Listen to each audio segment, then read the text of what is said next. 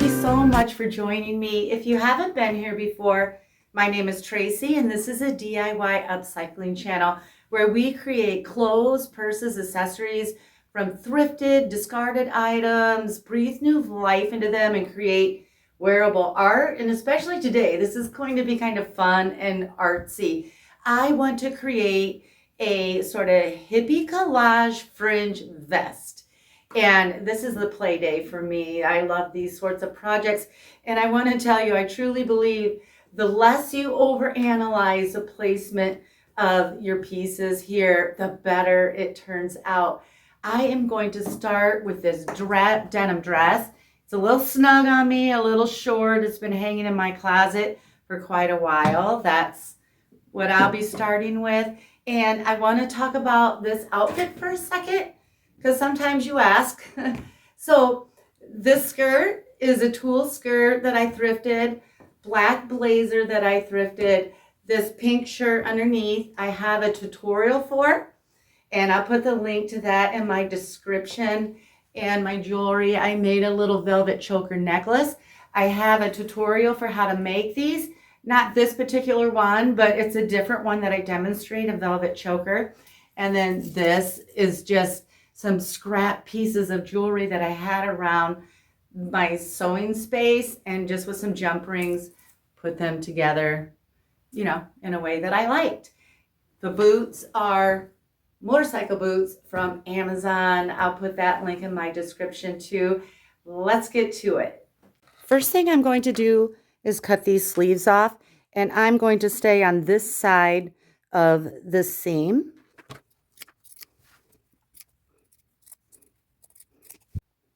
Okay, sleeves are cut off. Now I want to cut this waistband off. Remember, you can use a jean vest, a jean jacket, a denim shirt, just about anything for a project like this. What I'm going to do on mine is cut about 1/2 inch below that seam so that I have space to sew fringe on.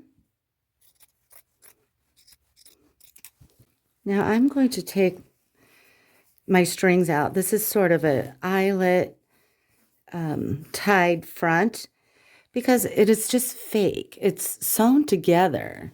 I want it open, so I'm going to take these out so I don't mistakenly cut my ties. And I'm going to cut this open.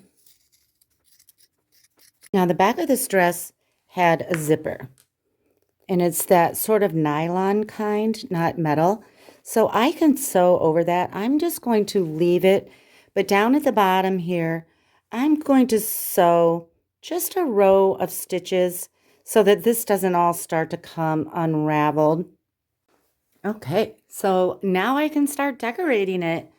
I am starting on the back, and I have this piece of, I don't know, sort of embroidery. It was a 99-cent pillow cover from the thrift store from Goodwill, and I dyed it orange because my fringe will be orange. So I'm just centering this on the back. I'm going to pin it on and sew a zigzag stitch. Pretty much everything will be a zigzag stitch. If it's not, I'll tell you, but just assume it is unless I say it isn't. Okay, I forgot I had this little scrap fabric that I wanted to tuck underneath. So I'll pin that along with it and get that sewn too.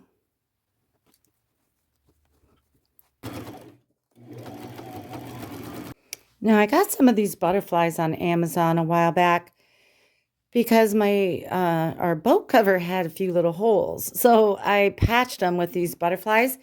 They are iron-on, but I'm going to iron it and sew it.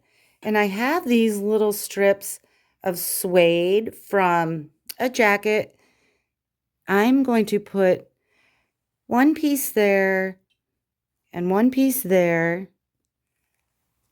And I'm going to iron it on and then sew it. I'm going to try to iron it with these right underneath, and hopefully that will hold it for now. I have my iron on the hottest setting, no steam, and I'm going to just hold it over the butterfly for 15 seconds. Now I'm going to go sew that on. I've been using orange thread, and I'm going to stick with that for probably the whole project. You use whatever color you want.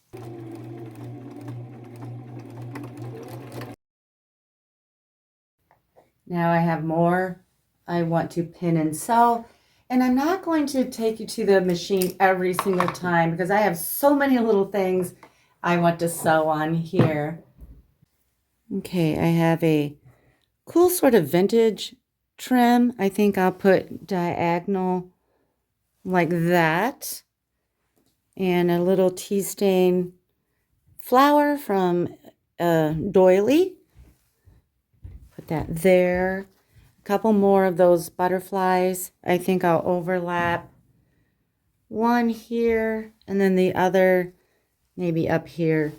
I'll play with those and get them how I like. And then I have this patch. It kind of looks like a postcard. It's from a men's thrifted robe. I think I'll lay that there. Now I have a cutting mat underneath of my vest so that I can pin easily. I'll get these all pinned and sewn on.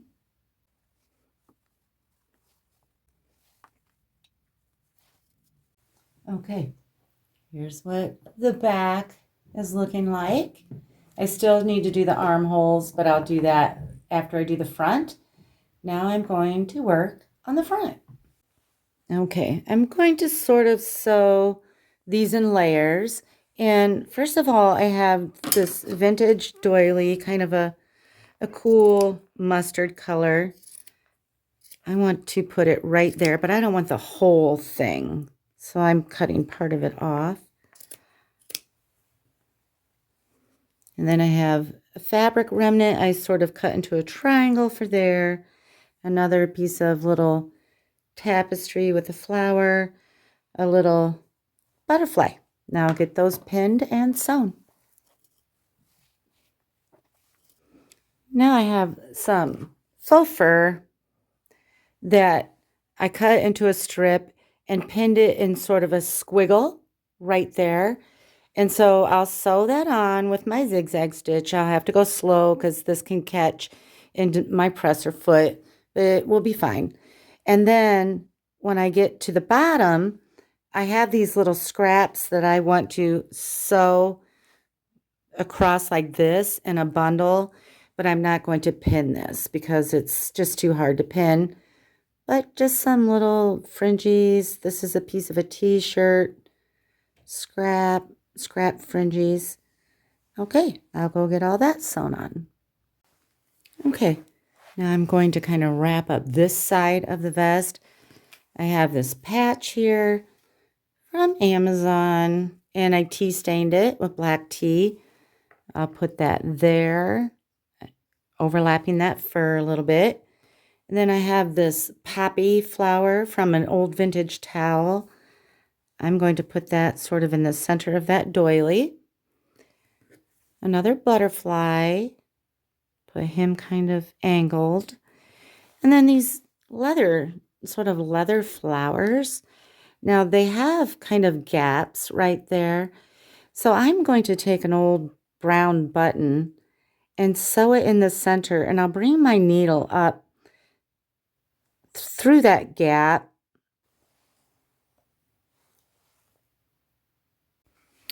See, even on the patches, I'm using my orange zigzag stitch. Now I'm sewing this little leather flower on. Okay, I'm really loading this up. It will be a collage. So I have this cute little frog from Amazon. I tea stained that. I'll put as many links in my description as I can, if I can find them. Some of the stuff I bought a long time ago. I have a little scrap piece of trim. I think I'll start at the point here and kind of curve that down like this. Piece of fringe like this.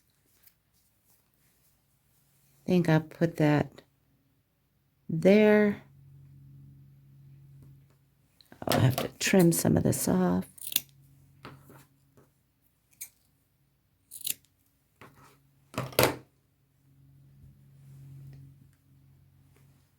You still need to pin everything down.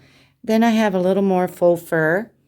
I think I'll do a little bit of a squiggle here. It's just tattered and beat up, and that's kind of what this is all about. Okay, I'll get that all pinned on, sewn on, and come back. Okay, now I want to do the armholes, and I have some sort of hot pink pom-pom fringe here.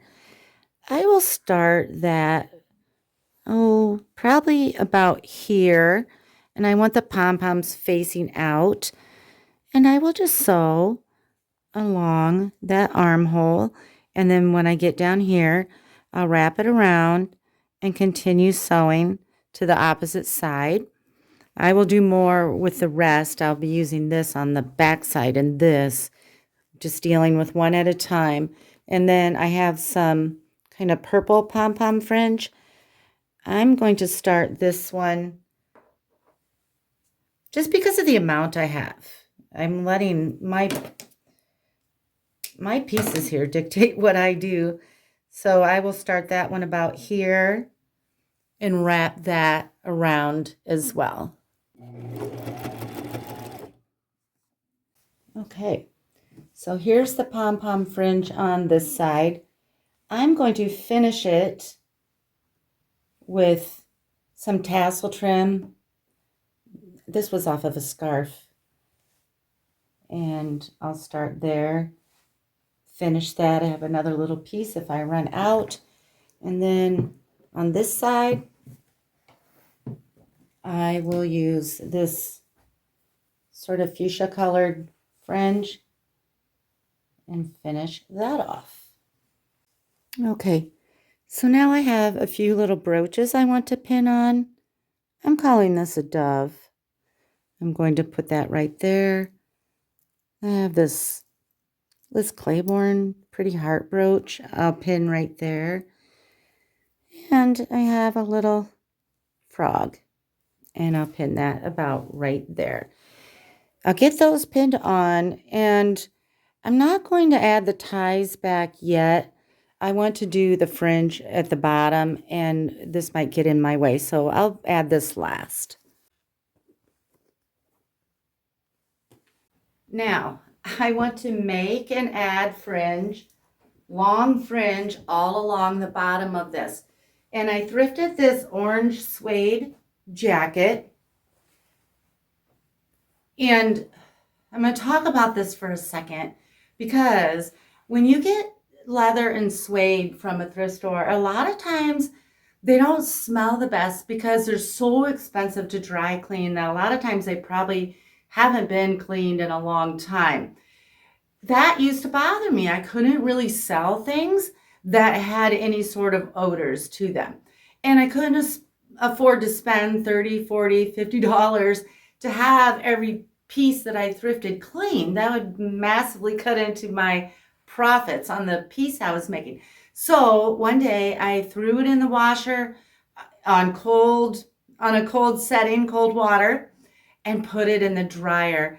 And this one's been washed and dried and perfect for crafts. They turn out just fine for the most part. Now and then you might get a little water spot. And if it's something you want to wear or resell, do not put it in your washer. This is only for crafts. But that was a game changer for me, because I could have clean supplies without spending a fortune to clean them.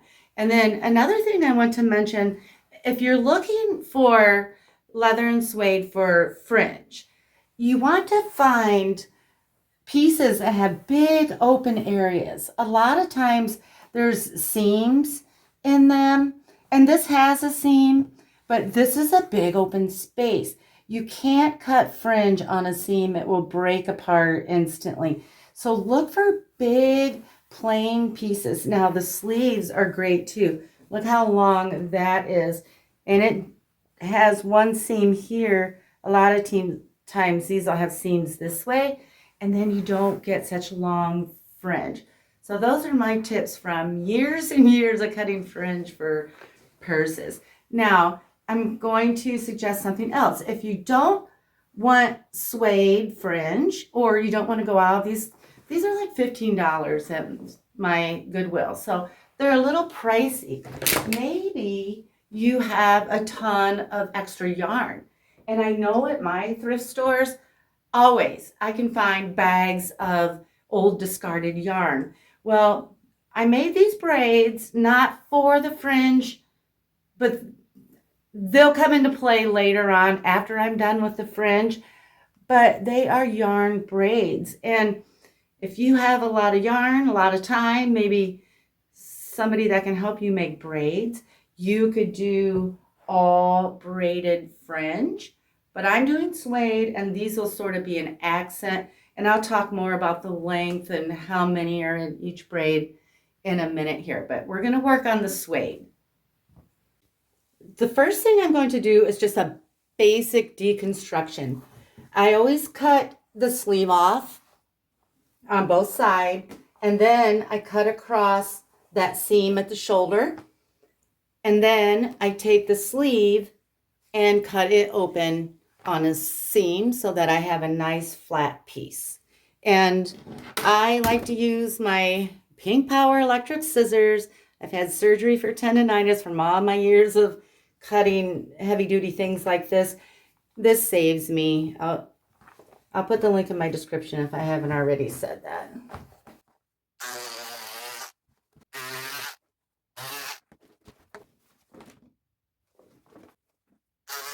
And now that I have the panels all opened up, I can see what I have. There's still a little bit of seam left there. I'm cutting all the seams off. I just want a pure piece of suede. Now, a lot of times the back of the suede will have this sort of interfacing. Sometimes they come off real easy. Sometimes they come off, they're very difficult. I guess what I've done in the past, if I can't peel it off, I've taken like a kitchen knife and just kind of scraped it off. And I don't get too hung up if it all doesn't come off.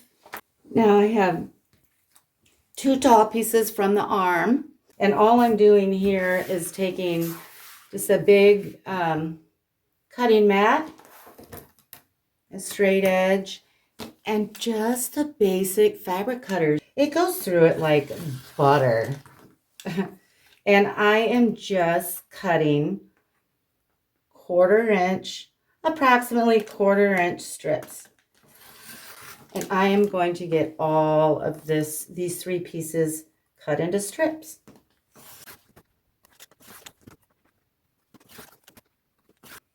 Okay, I have my vest over here on the dark side of the room because I like to lay it next to me and see what the fringe is doing.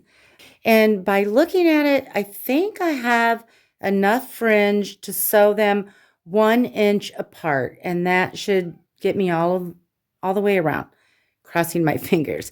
So that's what I'm going to do.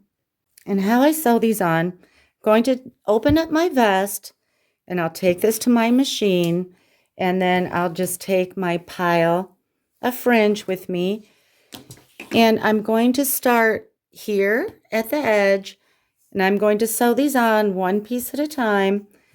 And see, I left a 1/2 inch below that seam. I'm sewing on that little piece right there. So I'll put one at the edge, go forward, back. I will be using a zigzag stitch. Once I get over that, it's not holding up very good for me. Then I'll sew along, and at another inch, I'll lay another one, sew over it, and keep doing that until I'm all the way at the other end.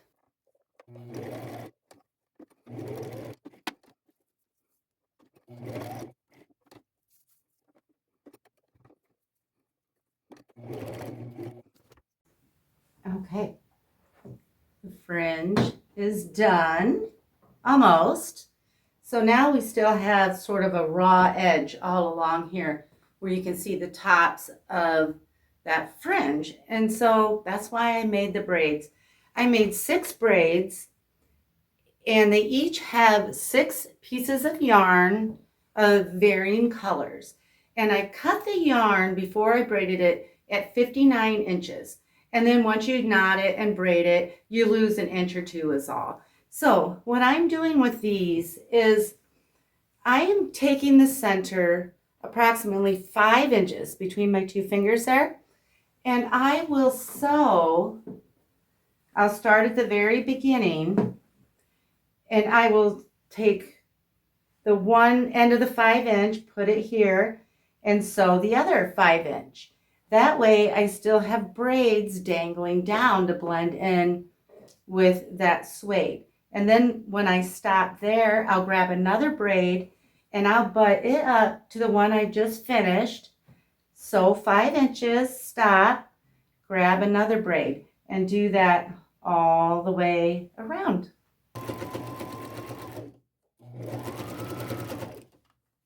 Okay, here are the braids. Now, yours may not have eyelets like mine, but I'm not adding my ties back the way they came or the way they started. It was just one long piece. I cut it in half. I want to add the back because it's cute, but I'm going to fix it so that it only ties at the top if I want it to. So I made a knot, and I'm just going to feed this through on one side, and then I'll take the other one and feed it through on the other side because that adds a nice detail, and then I can tie it closed at the top if I so choose.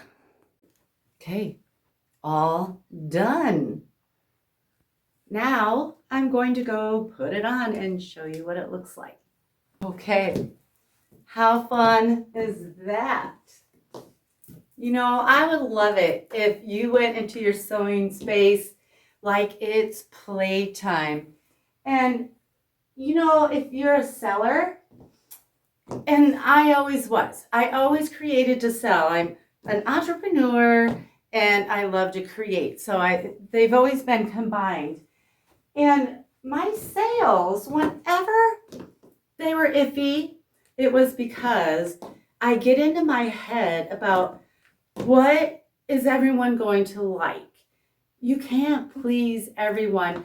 And if you try to, then you're creating average things and being competitive with all the people selling average things. It's the over-the-top, one-of-a-kind creations that you may be scared of. Oh gosh, people are going to think that's weird or I'm weird. Those are the things, in my experience, that always brought the most money. People are hungry for that. So, okay, I am going to slow this down, give you a closer look, and I thank you so much for watching.